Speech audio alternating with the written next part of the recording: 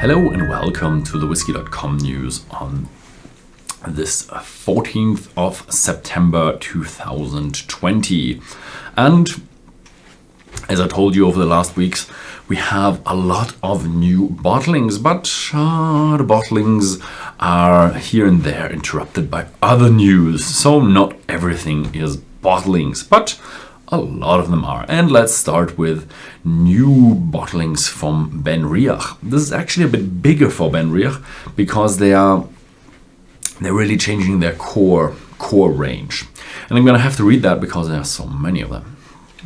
So we have a new core range with the original 10, 43%, the Smoky 10, 46%, the 12, 46%, the Smoky 12, 46%, as well as the 21-year-old, the 25-year-old, and the 30-year-old with all 46%.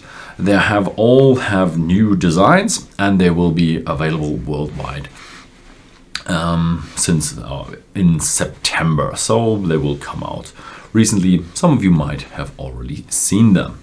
Then we have a Glengoyne, and they're changing their design as well, but they are going into recyclable material. So everything is 100% recyclable. That means Glengoyne wants to go in the direction of sustainability, and they want to have all the packages free of any plastics or anything else that is not recyclable, like magnets. And most of the materials do come from Scotland, so they want to reduce transport as well to have even more sustainability. And saying that, with their new design comes also two new bottlings, and they are the Chapter 2 with 48%. and the Glengoyne cask strength with 59.2%. They're also coming out with the new design in September. Then we have Tullibardine, who came up to the same idea, and they're also having a more sustainable packaging. They went a bit more into the direction of lighter packaging. So they are 100 grams lighter. That's, I think, something like 4 or 5 ounces or something like that. I'm not quite sure.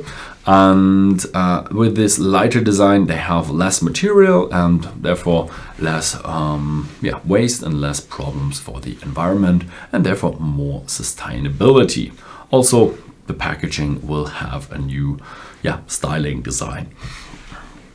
Then we have some curious news, something strange, some not bottling news. There's a British guy who wants to buy a house with whiskey. So there's a guy called Matthew Robertson, and he got an 18-year-old Macallan for his birthday for 28 years straight from his father, who is actually working for someone who's cooperating with Macallan. So he's probably getting bottles a bit cheaper, or even a bit easier than normal. And he has now 28 Macallans, one from every year, and that's really worth something. So he can now sell the bottles for 44,900 euros. He will probably sell them in pounds, and his father bought them for 5,612 euros. He probably bought them in pounds as well, but that's what I know they're worth, because we live in Europe and we calculate in euros. And he uses that money as the down payment for his house. Also, his 2 siblings do also have collections of Macallan whiskey, so they will probably wait a little bit more to get bigger houses, or more money for that, and more down payment. Then we move on to Waterford, and they do have bottlings. There are 4 more bottlings from Waterford, and who knows Waterford is they go down with the terroir, and that means they really keep track of where their barley comes from. So we start with the Barrymore edition, and all the editions are named after the farm. So it's the Barrymore farm, 50%, and it's a really rainy terroir. Then we have the Town edition 1.150%, and it's from the Town farm. It's a hilly region with drained clay ground, so it's a bit different. Then we have the Banno Island 1.2, which is the bit more rough type of whiskey because it's a really rough climate, sea climate, Atlantic winds, oceans, salts, that kind of stuff, and very sandy ground. And then we have the Kilcavan,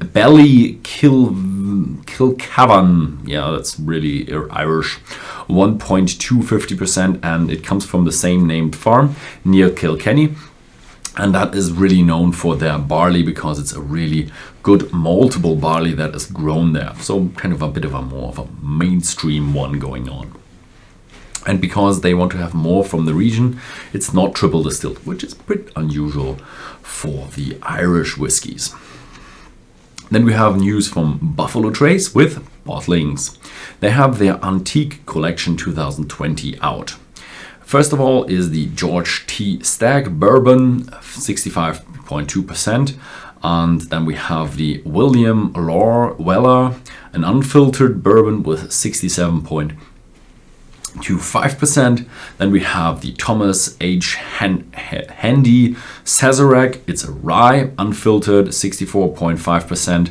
Then we have the Eagle Rare, 17 years, 50.5%. And then we have the Sazerac Rye, 18 years, 45%.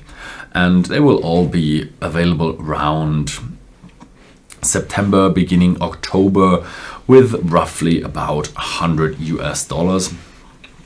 At least that's the price point that Buffalo Trace is distributing. And last but not least, we have news from the international market of whiskey. And that's from Denmark. Yes, Denmark has a whiskey distillery, and they do have quite a big distillery, as it has 24 pot stills with 2,000 liters each. And we have new bottlings. First of all is the Stauning Chaos. It's spelled with a K, and it's a mixture between barley and rye, so it's not a single malt. I'm not quite sure if they write single malt in it, but they don't have the whiskey laws that they have in Scotland. So it should actually be called a single blend. Then we have a single peat, and the single peat is not just done with peat, but it's a mixture between peat and heather that is burned there, but nevertheless it's a really, really smoky whiskey. Then we have the Stauning Rye, and it's pretty good for a distillery that was founded in 2009, so the whiskies are also a little bit older than usual. One specialty about these whiskies, they're all done by floor maltings. Are they done by the old way? No. They're done by floor malting, but they have automated floor malting, so there's not an old guy with a rake going around and turning it, but there is automated turning systems. But there will be a whiskey video from Horst where he has an interview and a few B-roll sections where this will be explained, and I will probably go to Denmark in a few years as it's a neighboring country to where I live. So thank you very much for watching. If you like this video, then please feel free to give a thumbs up, and see you next time.